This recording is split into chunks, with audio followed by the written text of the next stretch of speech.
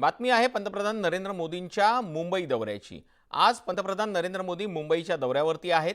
RBI at 90 या कार्यक्रमांचं उद्घाटन ते करणार आहेत। अगदी थोड्याच वेळात म्हणजे 11 वाजता हा कार्यक्रम सुरू होणार आहे। साधारण 1 तास हा कार्यक्रम चालेल आणि त्याच्यानंतर पंतप्रधान पुन्हा दिल्लीला रवाना होणार आहेत।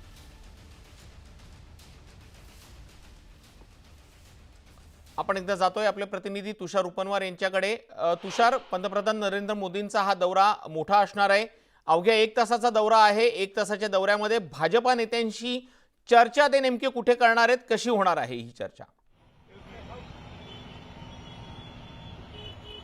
विशाल, आपण जर पाहिलं असेल तर पंतप्रधान नरेंद्र मोदी पुढच्या तासाभरात आपल्याला मुंबईमध्ये पोहोचताना पाहायला मिळणार आहेत। आजचा दौरा हा धावता दौरा जरी असला तरी आरबीआयच्या दौऱ्याच्या निमित्ताने लोकसभा निवडणुकीच्या पार्श्वभूमीवरती ह्याला एक वेगळं महत्त्व प्राप्त झालेलं आहे। आजच्या दौऱ्यामध्ये आरबीआयचा कार्यक्रम हा जवळपास 11 वाजता सुरू होईल आणि 11:30 वाजता हा कार्यक्रम संपताना पाहायला मिळणार आहे। जवळपास या तासाभराच्या दौऱ्यामध्ये या कार्यक्रमासाठी पंतप्रधान यांच्यासहित राज्याचे मुख्यमंत्री आणि दोन्ही उपमुख्यमंत्री आपल्याला उपस्थित राहताना पाहायला मिळणार आहेत। मात्र या दौऱ्यामध्ये आपण पाहिलं असेल तर आरबीआयच्या कार्यक्रमाव्यतिरिक्त पंतप्रधान नरेंद्र मोदी काही भाजपाच्या विशिष्ट नेत्यांना भेटतात का, किंबहुना मुख्यमंत्री किंवा दोन्ही उपमुख्यमंत्र्यांची लोकसभा निवडणुकीच्या पार्श्वभूमीवरती काही चर्चा करतात का?